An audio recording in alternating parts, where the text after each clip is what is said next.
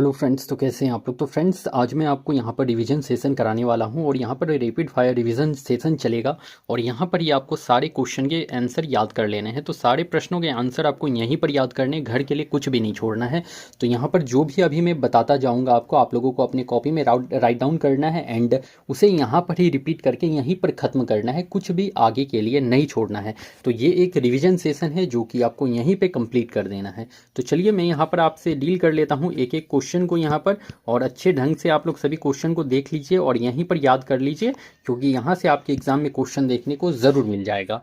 तो देखो, पहला क्वेश्चन है हमारा, प्रतिरोध निर्भर करता है। तो भाई जो रेजिस्टेंस है वो किस पे डिपेंड करता है, ये पूछ रखा है आपसे। लंबाई पर, प्रतिरोधकता पर, एरिया ऑफ क्रॉस सेक्शन पर, इनमें से कोई नहीं।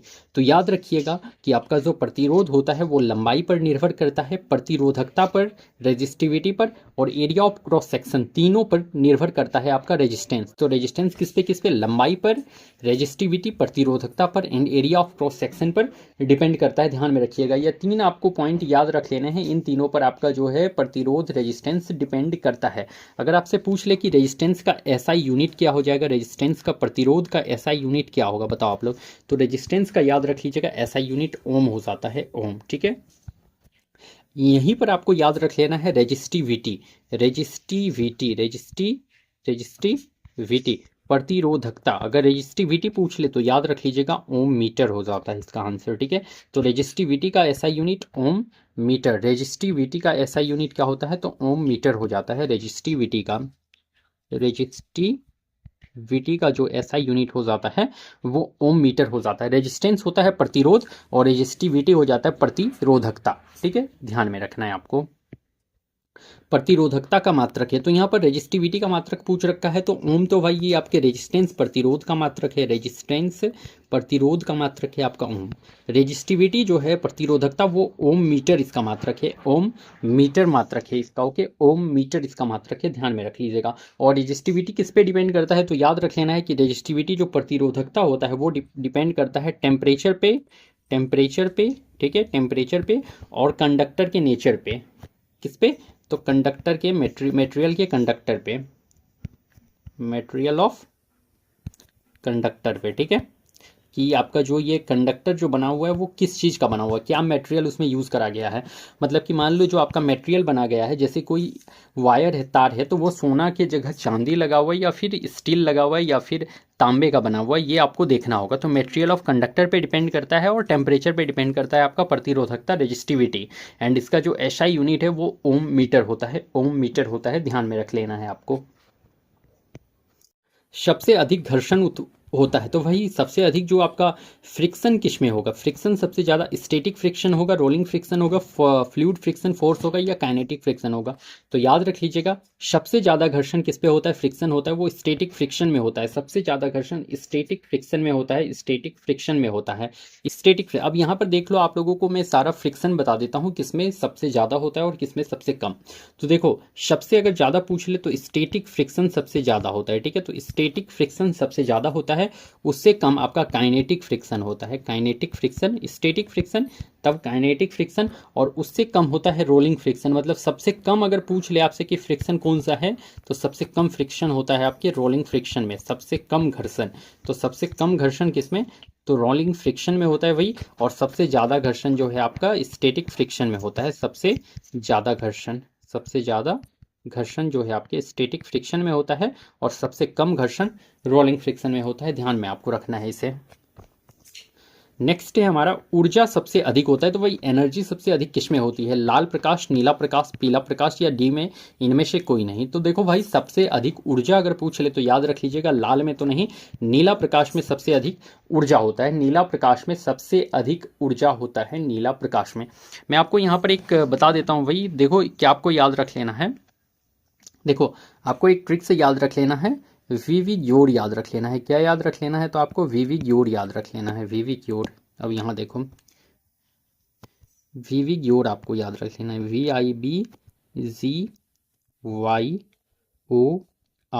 आपको वीवी जोड़ याद रख लेना है, violet, indigo, blue, green, yellow, orange and red. Okay, अब देखो यहाँ पर आपको ध्यान में क्या रख लेना है। तो देखो, अब मैंने कलर का नाम यहाँ बता दिया, तो अब देखो,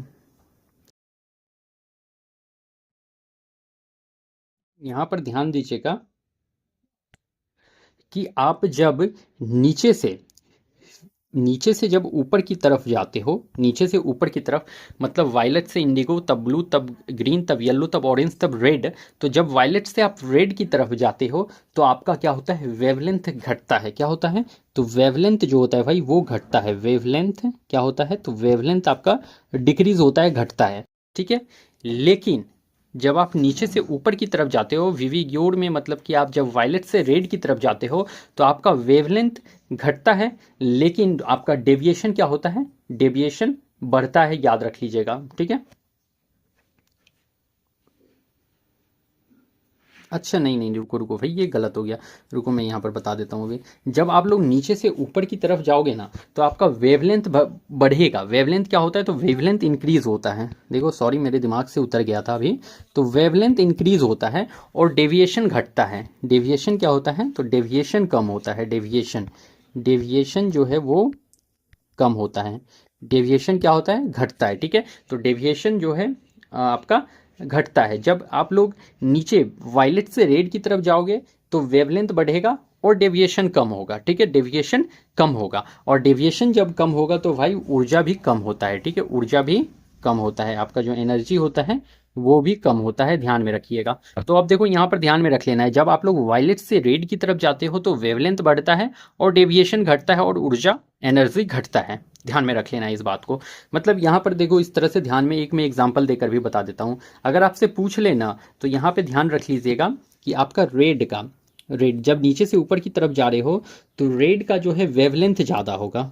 वेवलेंथ, वेवलेंथ क्या होगा, वेवलेंथ ज़्यादा होगा, और इसका जो डेविएशन होगा, डेविएशन, डेविएशन कम होगा। डेविएशन क्या होगा, तो डेविएशन कम होगा। डेविएशन कम होगा।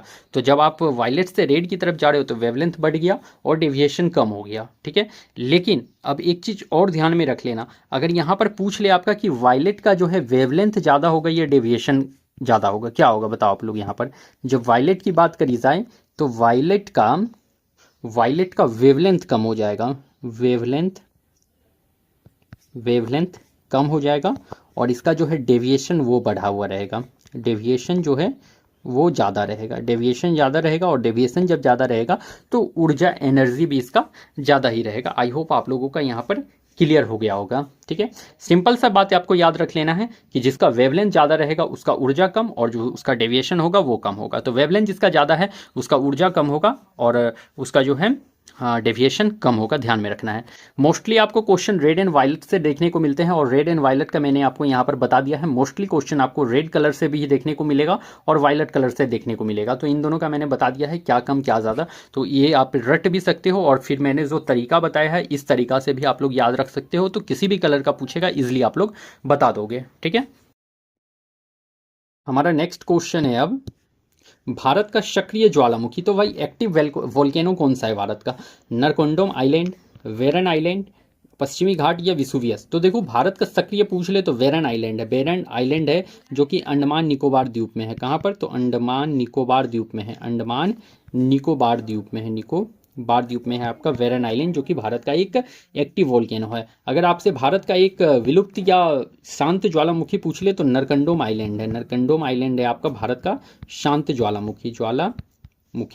तो भारत का शांत अगर ज्वालामुखी पूछ ले तो नरकंडोम आइलैंड है, एंड भारत का सक्रिय पूछ ले तो बेरन आइलैंड है, जो कि आपके अंडमान निकोबार में आपका सिचुएटेड हो जाता है। लदांग, तो लदांग जो है भाई वो स्थानांतरित कृषि कहाँ की जाती है। तो देखो स्थानांतरित कृषि पूछ रखा है आपसे, स्थानांतरित कृषि पूछ रखा है आपसे शिफ्टिंग एग्रीकल्चर के बारे में। तो लदांग जो है शिफ्टिंग एग्रीकल्चर कहाँ पे किया जाता है, मैक्सिको में, बांग्लादेश में, मलेशिया में या ब्राज़ील में। तो मैक्सिको में तो नहीं किया जाता है भाई, लदांग जो है मैक्सिको में तो नहीं किया जाता है, याद रख लीजिएगा। बांग्लादेश में भी नहीं किया जाता है। बांग्लादेश में तो चैना करके एक स्थानांतरित कृषि की जाती है, चैना बांग्लादेश में। मलेशिया जो है लदांग जो है मलेशिया में करा जाता है, लदांग मलेशिया में। मैक्सिको में पूछ ले तो एक याद रख लीजिएगा, मिल्पा नाम का जो शिफ्टिंग एग्रीकल्चर है, मिल्पा वो मैक्सिको में करा जाता है। एंड ब्राज़ील में याद रख लीजिएगा रोका नाम का एक स्थानांतरित कृषि किया जाता है, रोका। तो रोका ब्राज़ील में रोका कहाँ पर, रोका ब्राज़ील में, बांग्लादेश में चाइना, और मिल्पा जो है मैक्सिको में, और लदांग जो है लदांग मलेशिया में, लदांग मलेशिया में। अगर आपसे इसी में पूछ ले कि टांगिया जो आपके होता है कि शिफ्टिंग एग्रीकल्चर, ये टांगिया कहाँ पर, तो टांगिया याद रख लीजिएगा म्यांमार में करा जाता है, म्यांमार में। तो टांगिया म्यांमार में। अगर आपसे पूछ लो मासोलो कहाँ पे करा जाता है, माशोले, माशोले, तो माशोले याद रख लीजिएगा मध्य अफ्रीका में, माशोले मध्य अफ्रीका में, माशोले मध्य अफ्रीका में याद रख लेना है आपको, माशोले मध्य अफ्रीका में। टमटाई कहाँ पर, तो टमटाई या टमराई पूछ ले तो याद रख लेना है थाईलैंड में, थाईलैंड में, ठीक है। तो टमटाई या टमराई ये कहाँ पर, तो थाईलैंड में याद रख लीजिएगा। आपसे एक पूछ लेगा पामलू, पामलू कहाँ पर कृषि की जाती है भारत में, तो भाई पामलू जो है आपके मणिपुर में की जाती है कृषि। पामलू कहाँ पर, तो भारत के मणिपुर में पामलू नामक कृषि की जाती है, ठीक है। अगर आपसे पूछ ले कि दीपा कहाँ पर कृषि की जाती है, तो दीपा याद रख लीजिएगा छत्तीसगढ़ का बस्तर जिला, छत्तीसगढ़ का, छत्तीसगढ़ का बस्तर जिला। तो दीपा अगर पूछ ले तो छत्तीसगढ़ का बस्तर जिला जो है पामलू, यहाँ पर दीपा नाम की कृषि शिफ्टिंग एग्रीकल्चर करी जाती है, ठीक है। अगर कोनुको पूछ ले, कोनुको, कोनुको, तो कोनुको नाम का शिफ्टिंग एग्रीकल्चर कहाँ पर, तो वेनेजुएला में याद रख लीजिएगा, वेनेजुएला में याद रख लीजिएगा कोनुको। कोनुको कहाँ पर, तो वेनेजुएला में। ये सभी आपको अपने कॉपी में जरूर लिख लेना है, यहाँ से एक क्वेश्चन देखने को जरूर मिलेगा। तो कोनुको वेनेजुएला में। अगर आपसे पूछ ले पामा डावी कहाँ पर करा जाता है, तो पामा डावी याद रख लेना है, पामा डावी आपके ओडिशा में करा जाता है, पामा डावी उड़ीसा में करा जाता है, पामा डावी उड़ीसा में, पामा डावी उड़ीसा में।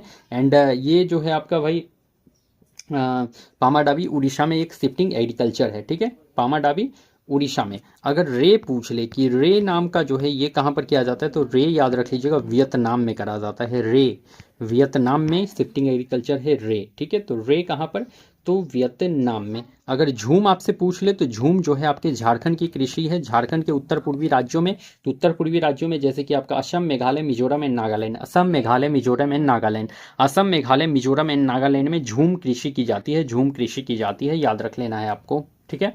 तो जितने भी शिफ्टिंग एग्रीकल्चर हो सकते थे मैंने यहाँ पर आपसे डिस्कस करा है, ध्यान से देख लीजिएगा, कॉपी में लिख लीजिएगा, यहाँ से एक क्वेश्चन आपके लिए फिक्स हो जाता है आपके एग्जाम में।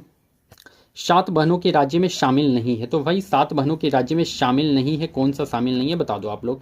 अरुणाचल प्रदेश, नागालैंड, उड़ीसा या फिर मिजोरम। तो भाई यहाँ पर आप लोग अकॉर्डिंग टू ऑप्शन देख लो, अरुणाचल प्रदेश शामिल है, नागालैंड शामिल है, उड़ीसा जो है आपका शामिल नहीं है, मिजोरम भी शामिल है। तो option number C is correct. Option number C यहाँ पर करेक्ट देखने को मिल रहा है, क्योंकि शामिल नहीं पूछा था, तो उड़ीसा आपका इसमें शामिल नहीं है। तो ऑप्शन नंबर यहाँ पर सी आपका करेक्ट देखने को मिल रहा है, क्योंकि उड़ीसा जो है 7 बहनों में शामिल नहीं है। तो 7 बहनों का राज्य कौन कौन सा है अभी आपको मैं बता देता हूँ। तो पहला याद रख लेना अरुणाचल प्रदेश, अरुणाचल प्रदेश शामिल है।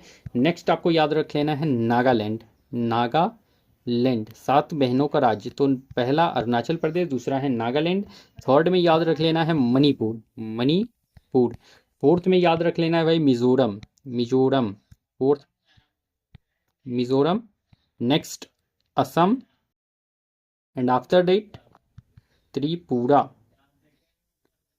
त्रिपुरा, और उसके बाद मेघालय, मेघालय, ठीक है। तो ये सभी जो है 7 वनों के राज्य में शामिल हैं। भारत का संपूर्ण क्षेत्रफल है तो 32,87,263, 32,83,240, 32,40,263, और यहाँ पर 32,20,263। तो अगर पूछ ले टोटल एरिया तो याद रख लीजिएगा 32,87,263। लास्ट का 3 डिजिट आपको जरूर याद रख लेना है, लास्ट का 3 डिजिट याद रख लीजिए, आपको याद हो जाएगा। तो 32,87,263 भारत का जो है वो टोटल एरिया है। अगर क्षेत्रफल में पूछ ले भारत का रैंक क्या है, तो 7th रैंक है भाई भारत का, 7th रैंक भारत का है क्षेत्रफल में, 7th रैंक। अगर फर्स्ट पे पूछ ले कौन है, तो फर्स्ट रैंक पे कौन आ जाता है, तो रूस आ जाता है आपका, फर्स्ट रैंक पे रूस आ जाता है, ठीक है। अगर आपसे पूछा जाए कि आपके जो पॉपुलेशन में पूछ ले कि आबादी में कौन सा है रैंक पहला, तो पॉपुलेशन में रैंक अगर पूछ ले पहला, तो पहला में आपका जो है भारत है आपके पॉपुलेशन में सबसे पहला रैंक पे, ठीक है। दक्षिण भारत की सबसे ऊंची चोटी, तो दक्षिणी भारत की सबसे ऊंची चोटी, या फिर आपसे पूछ लेगा प्रायद्वीप भारत की सबसे ऊंची चोटी। तो प्रायद्वीप भारत या दक्षिणी भारत, प्रायद्वीप भारत या दक्षिणी भारत की सबसे ऊंची चोटी कौन है, तो अनाईमुड़ी है, महेंद्रगिरी है, हिमालय या काराकोरम। तो दक्षिणी भारत या प्रायद्वीप भारत की सबसे ऊंची चोटी है आपकी अनाईमुड़ी, जो कि आपके केरल में सिचुएटेड है, केरल में सिचुएटेड है, ठीक है, केरल में। अगर आपसे पूछ ले महेंद्रगिरी के बारे में, तो इससे याद रख लीजिएगा पूर्वी घाट की ऊंची चोटी, पूर्वी घाट की सबसे ऊंची चोटी, पूर्वी घाट की सबसे ऊंची चोटी है महेंद्रगिरी, जो कि आपके उड़ीसा में है। उड़ीसा में कहाँ पर? तो उड़ीसा में आपका सिचुएटेड है, ठीक है। और इसका हाइट कितना है भाई? तो ये 1500 मीटर इसका हाइट है अकॉर्डिंग टू एनसीईआरटी, ठीक है। अमेरिका का खोज किसने किया? तो यहाँ पर आपको बताना पड़ेगा कि अमेरिका का खोज किसने करा था भाई।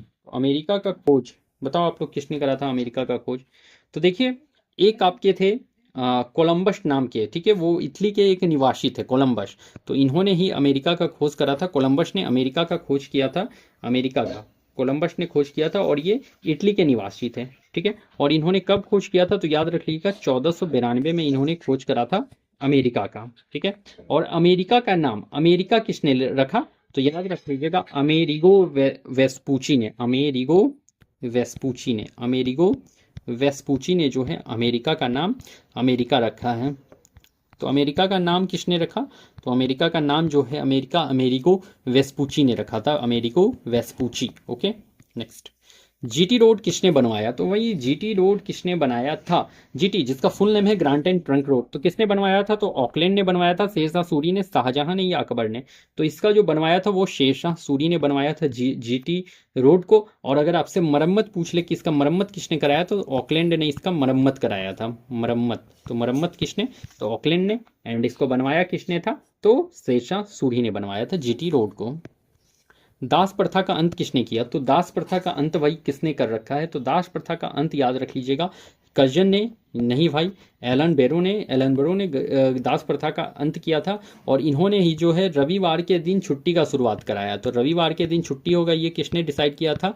तो रविवार के दिन छुट्टी एलन बेरो के द्वारा, ठीक है। तो रविवार के दिन छुट्टी के लिए दिन जो डिसाइडेड किया गया था वो एलन बेरो ने ही करा था, ठीक है।